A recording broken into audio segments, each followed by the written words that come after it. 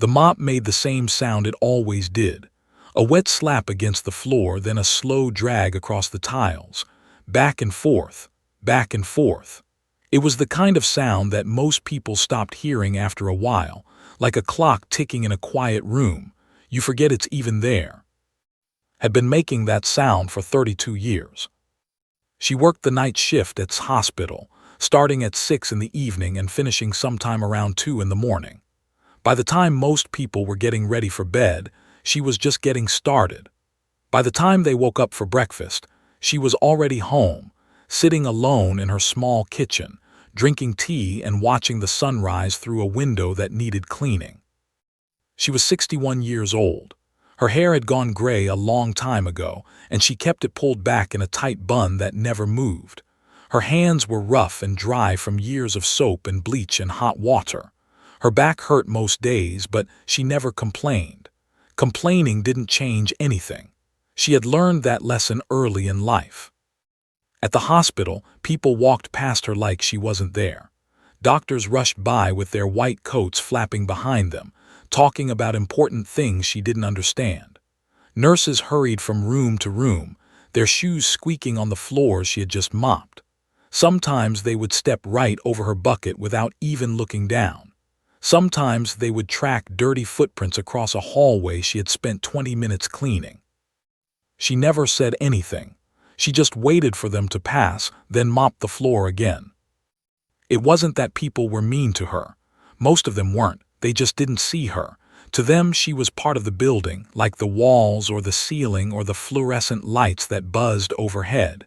She was just there, always there, invisible. Her supervisor was a young man named who was half her age and always seemed to be in a hurry. He was nice enough, she supposed. He said hello to her sometimes. He remembered her name, which was more than most people did, but she could tell that he didn't really think about her much. She was just another name on a schedule, another shift to fill. Had been married once. Her husband had passed away 8 years ago, cancer. It happened fast, which the doctors said was a blessing, but it didn't feel like one at the time. They had 2 children together, a son and a daughter, both grown now with families of their own. They lived far away and called her on holidays. Sometimes they forgot. She tried not to let it bother her. She lived alone in a small apartment on the east side of the city. It was clean and quiet and had everything she needed. A bed, a stove, a television she rarely watched. There was a closet in the hallway that she never opened. Inside that closet was a box, and inside that box were things she hadn't looked at in a very long time. She walked past that closet every day and never once thought about opening it. Or at least, that's what she told herself. One Tuesday evening, arrived at work and found a colorful poster taped to the wall near the break room. It showed cartoon musical notes and stars and the words, "First Annual Talent Show," printed in big, cheerful letters. Underneath, it said the show was a fundraiser for the children's wing. All staff members were invited to participate. She stood there for a moment looking at the poster. A talent show. She hadn't heard those words in years. Decades, maybe. They made her feel something strange in her chest, something she couldn't quite name. A group of nurses walked past her, chatting and laughing. One of them pointed at the poster. "Can you imagine," the nurse said to her friend, "getting up on stage in front of everyone? No way, not me." "I heard Doctor signed up," her friend replied. "He's going to do magic tricks." They both laughed and kept walking, not even glancing at standing there with her mop. She looked at the poster for another long moment. Then she went back to work. But that night something was different. As she mopped the long hallway outside the operating rooms, she found herself thinking about things she hadn't thought about in a very long time. Memories she had buried so deep she almost forgot they existed. A small apartment in Chinatown, the smell of jasmine tea, the feel of smooth keys beneath her fingers. She shook her head and pushed the thoughts away. That was another life, another person. It had nothing to do with who she was now. The next few days passed like they always did. She cleaned rooms and emptied trash cans and scrubbed toilets and mopped floors. She ate her lunch alone in the break room while other employees sat together at the big table, talking about their weekends and their families and shows they had watched on television. Nobody invited her to join them. She didn't expect them to. But every time she walked past that poster, she slowed down, just a little, just enough to read the words again. Talent show, fundraiser, all staff welcome. On Friday, she did something that surprised even herself.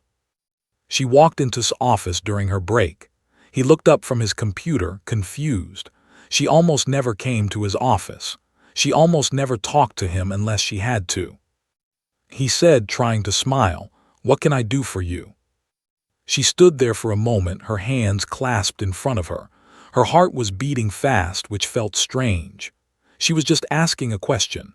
It wasn't a big deal, and yet her palms were sweating and her mouth felt dry. "The talent show," she said quietly. "I would like to sign up." Blinked, he looked at her like she had just spoken in a foreign language. "The talent show," he repeated. "You want to be in the talent show?" She nodded. He leaned back in his chair, and she saw something flicker across his face. It wasn't mean, exactly. It was more like confusion mixed with something else. Amusement, maybe. The kind of look people give when they hear something unexpected. "Okay," he said slowly. "Sure, that's great. What are you going to do?" She hesitated. The words felt heavy in her mouth, like they had been sitting there for 40 years waiting. "I thought I would play a little piano," she said. Nodded, still wearing that strange expression. "Piano, okay, that sounds nice." He wrote something down on a piece of paper. "I'll add your name to the list." She thanked him and left his office. As she walked back to her supply closet, she passed two women from the billing department standing by the coffee machine. They were whispering to each other and glancing in her direction. One of them covered her mouth with her hand, trying to hide a smile. Kept walking. She had seen that look before, many times. The look people give when they think they know everything about you, when they think they have you all figured out. The cleaning lady wants to play piano. How sweet, how sad, how funny. Let them think what they want, she told herself. It doesn't matter. But deep down, in a place she had kept locked away for so many years, something was waking up.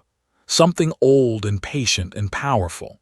Something that had been waiting in the dark, quiet as a held breath, for exactly this moment. She didn't know if she was ready. She didn't know if she could still do it.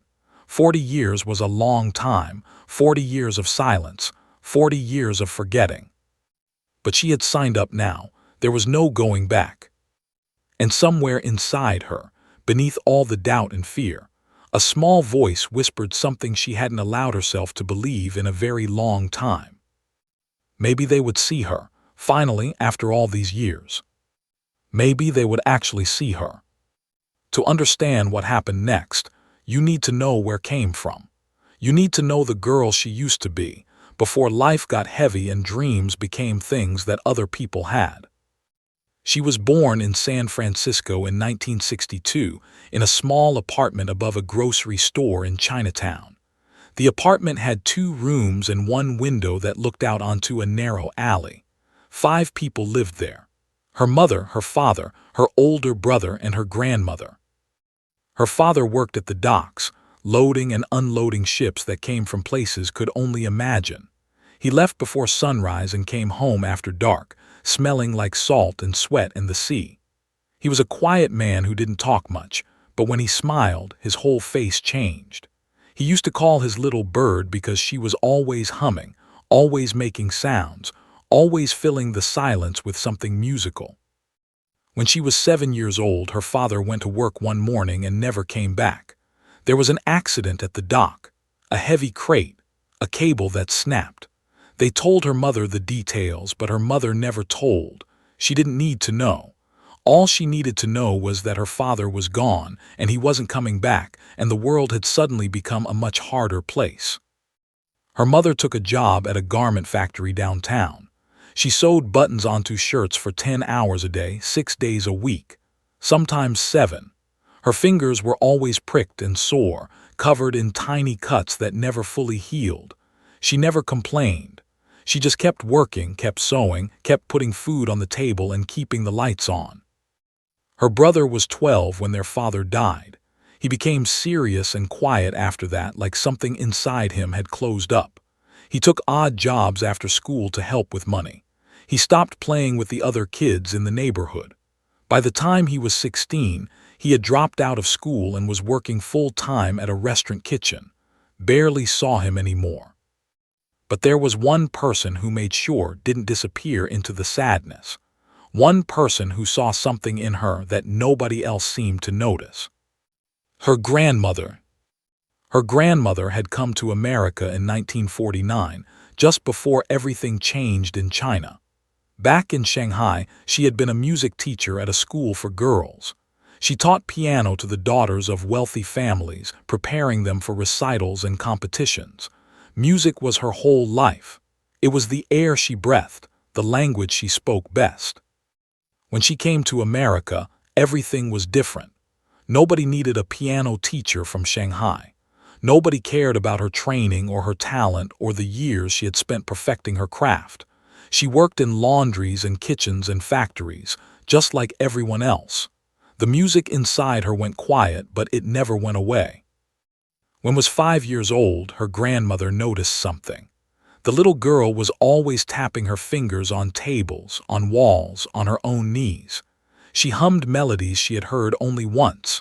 She could repeat back any tune perfectly after hearing it just one time. Her grandmother recognized that gift.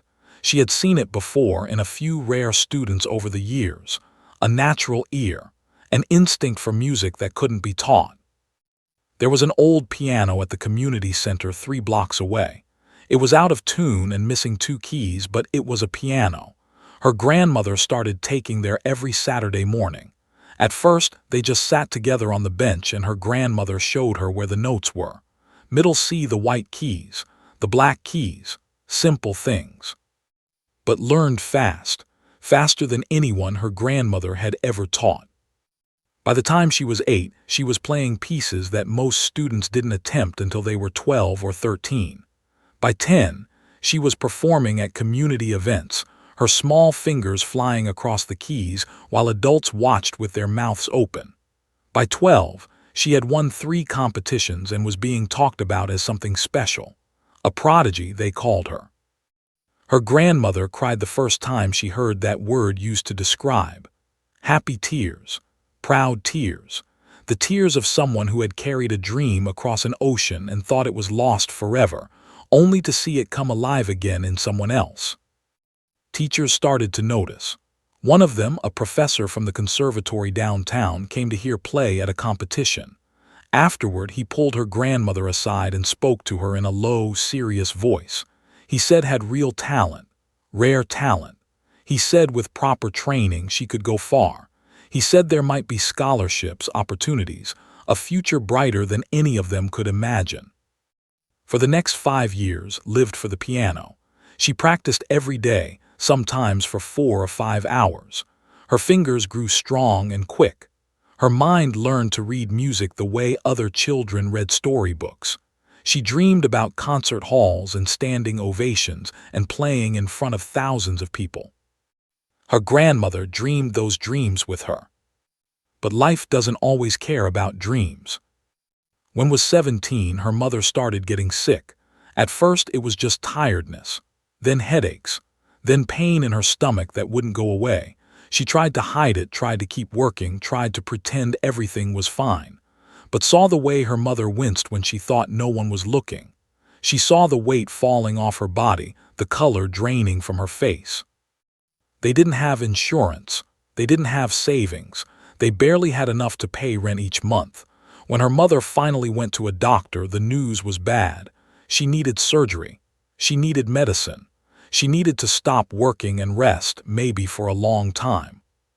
His brother was already gone by then, moved to another city for a job. Her grandmother was too old to work. There was no one else. So made a choice, the kind of choice that changes everything, even though it doesn't feel like a choice at all. It feels like the only thing you can do. She dropped out of school. She took a job at a restaurant washing dishes and cleaning floors, then another job at a hotel changing sheets and scrubbing bathrooms, then another. She worked 16 hours a day, 7 days a week, and she gave every dollar to her mother's medical bills. The piano disappeared from her life, not all at once but slowly like a tide going out. First, she missed one lesson, then two, then she stopped going altogether.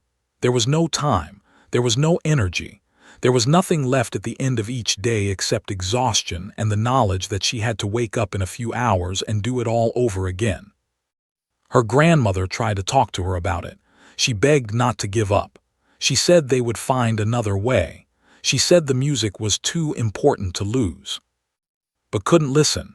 She couldn't even look at a piano anymore without feeling something break inside her chest. It was easier to just close that door, lock it, walk away. Her mother survived the surgery. She got better slowly. She went back to work eventually, though she was never quite as strong as before. She lived for another 23 years, long enough to see get married and have children of her own. Her grandmother passed away when was 25. In her final days, she held his hand and said something that never forgot. "The music is still in you," she whispered. "It's waiting, don't let it wait forever." Nodded and cried and promised things she didn't know how to keep. Then she buried those words along with her grandmother, deep in a place she didn't visit anymore. For 40 years she kept that promise locked away. She raised her children. She buried her husband. She mopped floors and emptied trash cans and became invisible. But the music never left. It was still there in her bones, in her blood, in the way her fingers sometimes moved without her telling them to. Waiting. Just like her grandmother said it would. The talent show was scheduled for Saturday night. On Friday evening, finished her shift early. She told she wasn't feeling well, which wasn't exactly a lie. Her stomach had been in knots all week. She couldn't eat. She couldn't sleep. Every time she closed her eyes, she saw a piano, and every time she saw a piano, her hands started to shake. What had she done? What was she thinking? She was 61 years old. She hadn't touched a piano in 40 years. 40 years. That was longer than some people's entire lives. How could she possibly get up on that stage and play in front of everyone? They would laugh at her. They would feel sorry for her. They would shake their heads and whisper to each other about the sad old cleaning lady who thought she could do something special. She should quit. She should go to first thing in the morning and tell him she changed her mind. Nobody would blame her. Nobody would even care. They probably expected her to back out anyway. But every time she decided to quit, she heard her grandmother's voice. That soft, steady voice that had guided her through so many lessons, so many hours of practice, so many moments of doubt. The music is still in you. It's waiting. She couldn't quit, not yet, not without at least trying. That Friday night, after everyone else had gone home, walked through the empty hallways of the hospital toward the auditorium. Her footsteps echoed in the silence. The lights were dimmed, casting long shadows on the walls. The whole building felt different at this hour, quieter, lonelier, like it was holding its breath. The auditorium was at the end of a long corridor on the ground floor. During the day, it was used for meetings and presentations and sometimes small ceremonies. But at night, it sat empty and dark, waiting for something to fill it. Had borrowed a key from one of the maintenance workers, a kind older man named George who had worked at the hospital almost as long as she had. He didn't ask why she wanted access to the auditorium after hours. He just handed her the key and told her to lock up when she was done. She stood outside the door for a long moment, her hand resting on the handle. Her heart was pounding so hard she could feel it in her throat. This was it. This was the moment she had been avoiding for 40 years. She pushed open the door and stepped inside. The auditorium was dark except for a single light above the stage. And there, sitting in the center of that light, was the piano. It was a grand piano, black and shiny, donated by some wealthy family whose name was printed on a small plaque near the base. It looked brand new. It looked perfect. It looked like something from another world, a world that had left behind so long ago she barely remembered what it felt like to be part of it. She walked down the aisle between the rows of empty seats. Her legs felt weak. Her hands were trembling. She kept her eyes on the piano the whole time, like it might disappear if she looked away. When she reached the stage, she stopped. The piano was only a few feet away now, close enough to touch, close enough to play. But she couldn't move. She just stood there, staring at it, feeling all the years pressing down on her shoulders, all the years of silence, all the years of pretending the music didn't matter, all the years of walking past that closet in her hallway and refusing to open it. She thought about turning around, walking away, leaving the piano alone in the dark and going back to her small apartment and her quiet life and her invisible existence. But then she thought about her grandmother. She thought about those Saturday mornings at the community center, sitting on that old bench with the out-of-tune piano, learning where the notes were. She thought about her grandmother's hands, gentle and patient, guiding her fingers to the right keys. She thought about the way her grandmother's eyes would light up whenever played something beautiful. She climbed the steps to the stage. She walked to the piano. She sat down on the bench.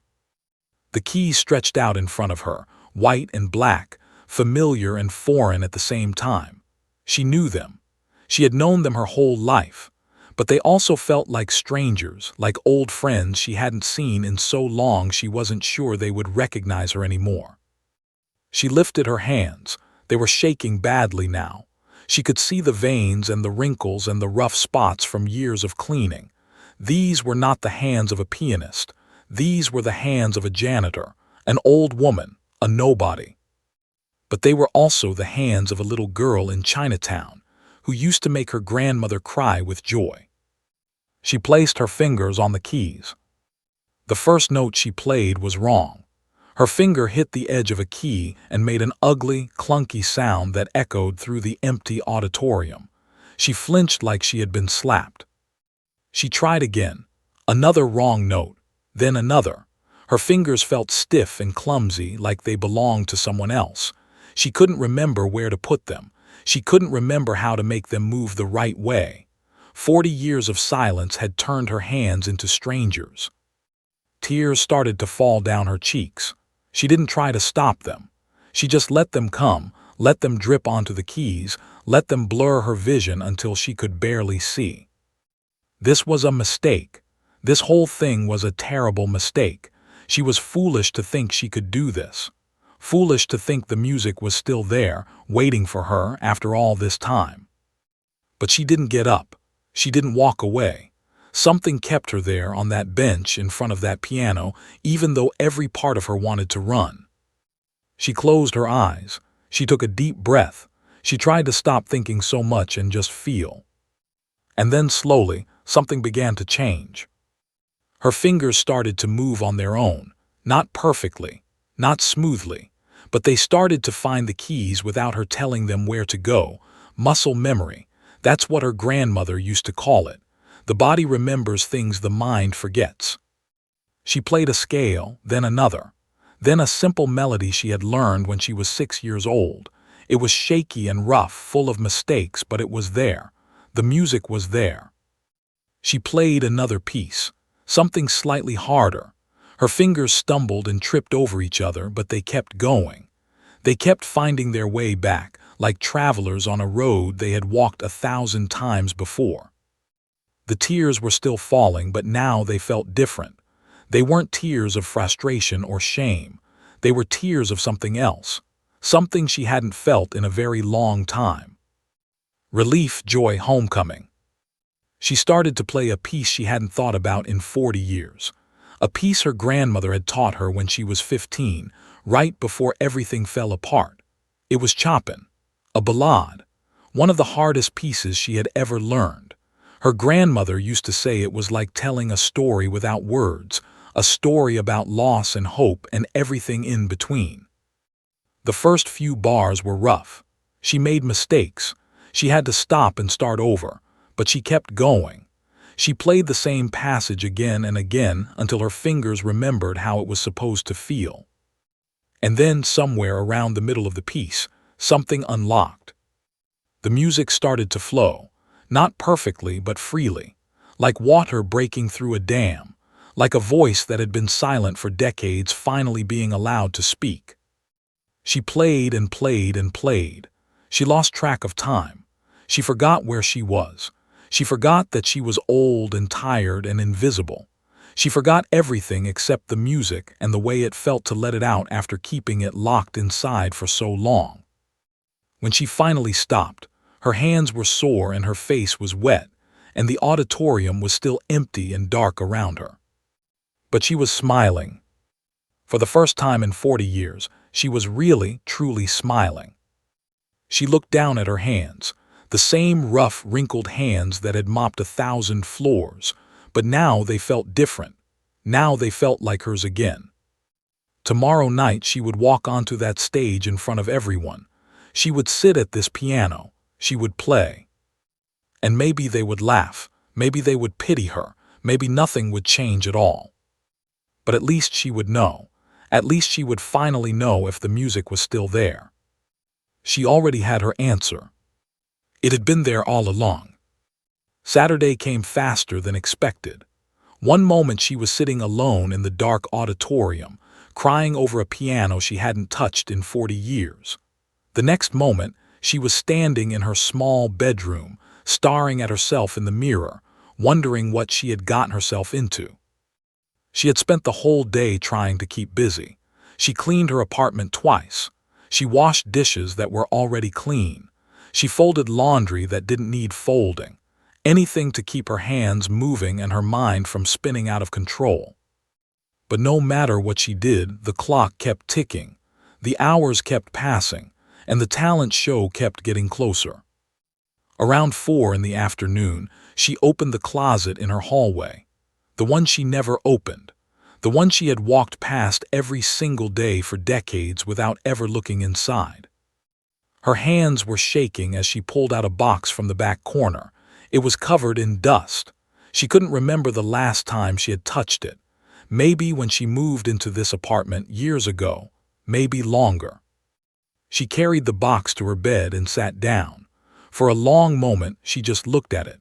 Such a small thing to hold so much weight. Such a simple cardboard box to contain an entire life she had left behind. She opened it. Inside were photographs, old programs from recitals and competitions, a ribbon she had won when she was 10, a letter from the professor at the conservatory, the one who had told her grandmother that had rare talent.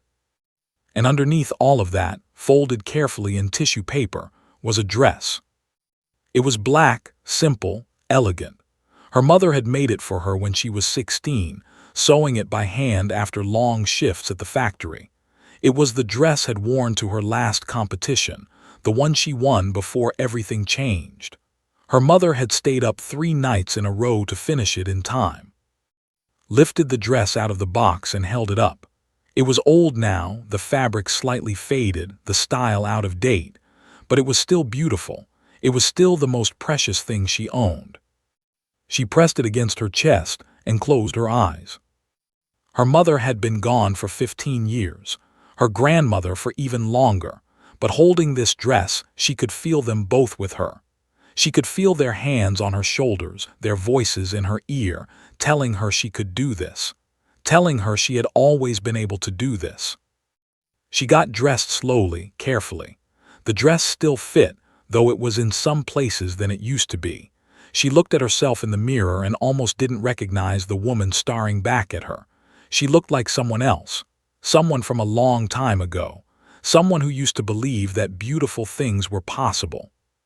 The talent show started at 7, arrived at the hospital at 6:30, slipping in through a side door so she wouldn't have to talk to anyone. Her heart was racing. Her palms were sweaty. She felt like she might be sick. The auditorium was already filling up when she found a seat in the back corner. Staff members were streaming in with their families. Patients who were well enough to leave their rooms were being wheeled in by nurses. Children from the pediatric wing sat in the front rows, buzzing with excitement. Had never seen this many people in the auditorium before. There had to be at least 200, maybe more. They were laughing and chatting and waving to each other across the rows. The energy in the room was bright and loud and overwhelming. She wanted to disappear. She wanted to shrink down into her seat and become invisible, the way she had been invisible for the past 32 years. But tonight, she couldn't hide. Tonight, she had to be seen. The show started right at 7, walked onto the stage with a microphone and welcomed everyone. He made a few jokes that got polite laughs. He explained that all the money raised tonight would go to the children's wing. Then he introduced the first act. A group of nurses came out and performed a dance routine to a popular song. They had clearly practiced, though they weren't exactly professional.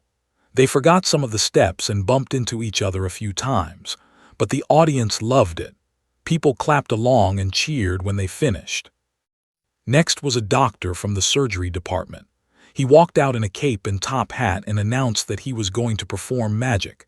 His tricks were not very good. A card fell out of his sleeve at the wrong moment. A scarf got tangled around his wrist. But he played it off with a big smile, and the audience laughed and applauded anyway. After that, a woman from accounting sang a love song. Her voice was nice but nervous, and she forgot some of the words in the second verse. Then 2 men from the IT department did a comedy routine with jokes about computers that only half the audience understood. Watched each act from her seat in the back corner. Her hands were clasped tightly in her lap. Her heart was beating so hard she could hear it in her ears. With each performance that ended, her turn got closer. She started counting the acts, 5 more, then 4, then 3. A young nurse played guitar and sang a folk song. A group of residents performed a skit making fun of their supervisors. An older woman from the cafeteria did a reading of a poem she had written herself. Then walked back onto the stage with his microphone. "All right, folks," he said, looking down at his clipboard. "Our next performer is—" There was a pause. A ripple of confusion went through the audience. People looked around, trying to figure out who that was. Could hear whispers spreading through the rows. "Who? I don't know her. Wait, isn't she the cleaning lady?" She stood up from her seat. Her legs felt like they were made of water. She started walking down the aisle toward the stage, and she could feel every pair of eyes in the room turning to look at her. The whispers got louder. "That's the janitor. What's she going to do? Oh my goodness, look at that dress." She heard someone laugh. Not a mean laugh exactly, more like a surprised laugh. The kind of laugh people make when they see something unexpected, something that doesn't fit. She kept walking, one foot in front of the other. She kept her eyes on the stage, on the piano waiting for her under the bright lights. When she reached the front of the auditorium, she saw faces she recognized. Nurses who had walked past her 1,000 times without saying hello. Doctors who had never once looked her in the eye. The women from billing who had whispered about her by the coffee machine.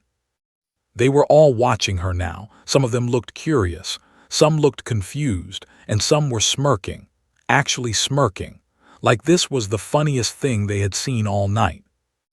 A man in the 3rd row, a surgeon who had cleaned up after more times than she could count, leaned over to the woman next to him and said something that made them both laugh quietly. Climbed the steps to the stage.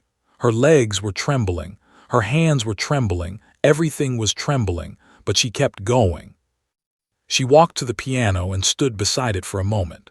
The whole room was silent now, waiting. 200 people, all staring at the old cleaning lady in her outdated black dress. Handed her the microphone. She looked out at the audience. All those faces, all those eyes, all those people who had never seen her before, even though she had been right in front of them for 32 years. She took a breath. "Thank you for letting me be part of this tonight," she said. Her voice was soft and shaky. "I haven't played in a very long time, 40 years actually, so I hope you will forgive me if I'm a little rusty." She paused. She saw more smirks, more knowing glances exchanged between people in the audience. The polite smiles of people who were expecting something small, something simple, something that would make them feel good about clapping for the poor old cleaning lady. "I thought I would play something easy," she said. She handed the microphone back to. She sat down at the piano. She adjusted the bench slightly, the way her grandmother had taught her when she was 5 years old. She looked at the keys, white and black, stretching out in front of her like an old friend. The room was completely silent. She could hear someone cough near the back. She could hear the soft hum of the air conditioning. She could hear her own heartbeat, loud and fast in her chest. She placed her fingers on the keys. And then she began to play. The first notes filled the auditorium like a wave. It was Chopin, the Ballade No. 1 in G minor, one of the most difficult pieces ever written for piano. Concert pianists spend years preparing to play it. Some never attempt it at all. It was not something easy. It was not something simple. It was the kind of piece that separates those who play piano from those who truly understand it. And played it like she had been waiting her whole life for this moment. Because she had. The opening was soft and slow, almost like a question. The notes floated through the silent room, delicate and searching. People who had been smirking a moment ago now sat frozen in their seats. The surgeon in the third row, who had been laughing with his colleague, slowly uncrossed his arms. His smile faded. His mouth fell slightly open. The music built gradually, layer upon layer, like a story being told without words. It spoke of longing and loss. It spoke of dreams that had been buried and forgotten. It spoke of a little girl in Chinatown who used to make her grandmother cry with joy. His fingers moved across the keys with a speed and precision that seemed impossible. These were not the hands of a janitor.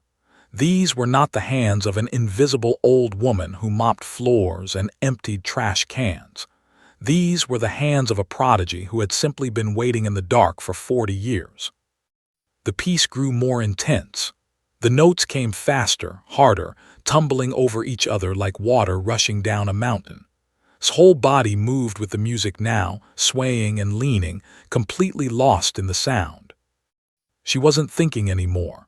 She wasn't worried about making mistakes or being laughed at or proving anything to anyone.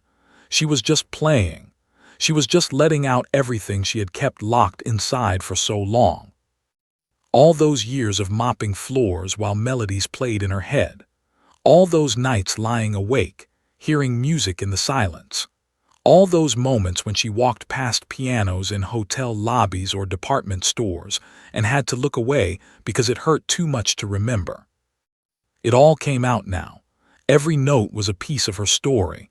Every chord was a chapter she had never been able to tell. In the audience, something was changing. The smirks were gone. The whispers had stopped. People were leaning forward in their seats, their eyes wide, their mouths open. Some of them looked confused, like they couldn't understand what they were seeing. Like their brains couldn't connect the woman on stage with the cleaning lady they had ignored for 32 years. A nurse in the 5th row started to cry. She didn't even know why. The tears just came, rolling down her cheeks as the music washed over her. Next to her, an older doctor who had worked at the hospital for 25 years sat completely still, his hands gripping the armrests of his chair. The children from the pediatric wing were mesmerized. They had never heard anything like this before. They didn't know what the music meant or why it was special. They just knew it made them feel something big, something they didn't have words for. Reached the most difficult part of the piece. The part that had made her stumble and start over 100 times when she was 15.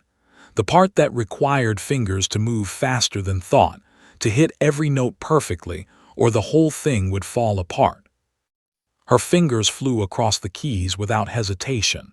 They knew exactly where to go. They remembered everything, even after 40 years of silence.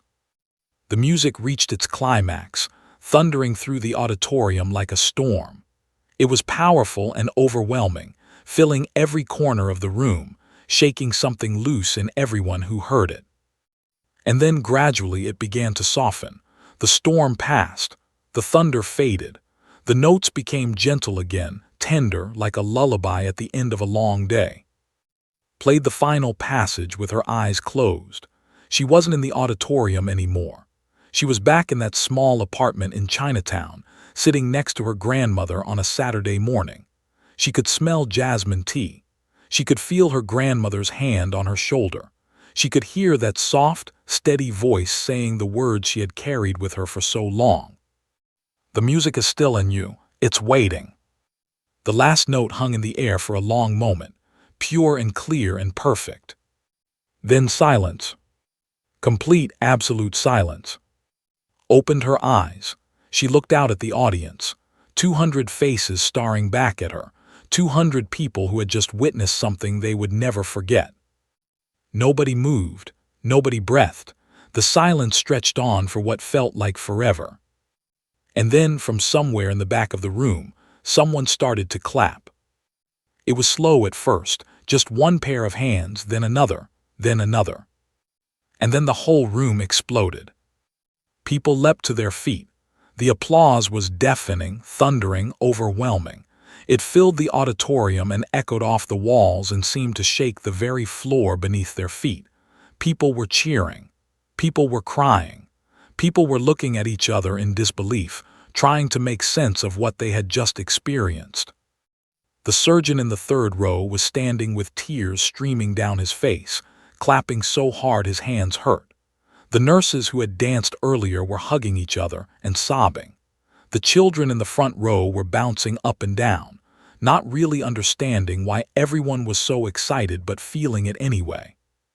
Stood at the side of the stage with the microphone hanging limply at his side. His mouth was open. He looked like someone had just told him the world was actually flat.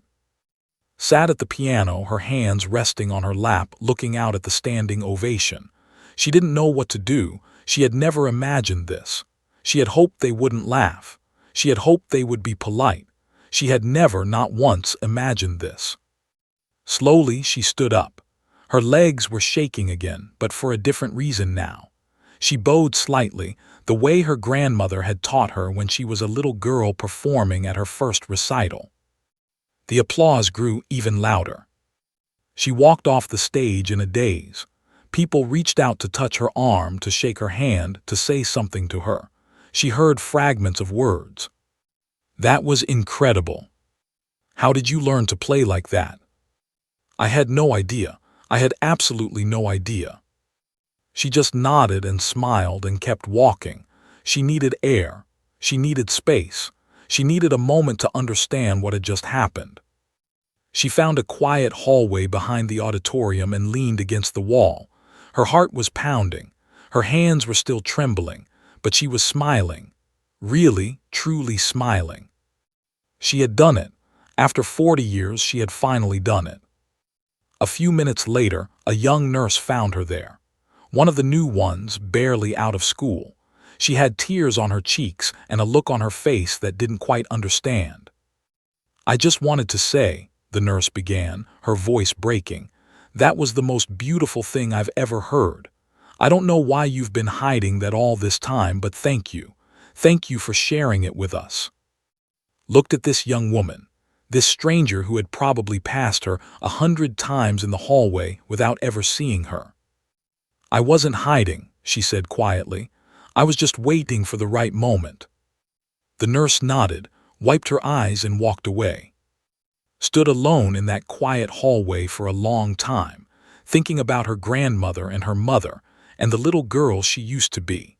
Thinking about all the years of silence and sacrifice and invisibility.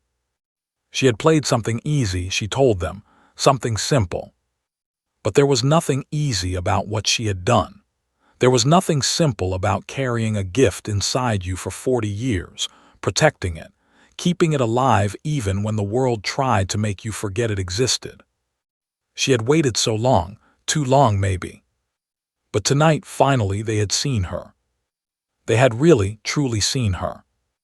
And she knew, deep in her heart, that her grandmother was smiling somewhere. The music had waited, just like she promised. And it had been worth it.